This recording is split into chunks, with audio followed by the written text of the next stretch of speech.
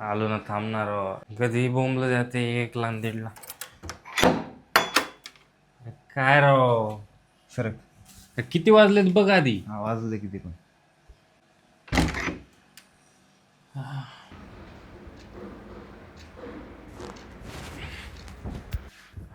एवढा टाइम कसं काय लागला रे तुला?